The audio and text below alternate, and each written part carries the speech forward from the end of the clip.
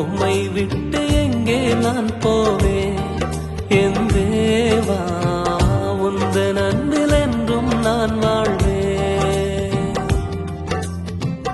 உம்மை விட்டு எங்கே நான் போவேன் என் தேவா, உந்தன் அன்பில் என்றும் நான் வாழ்வேன்.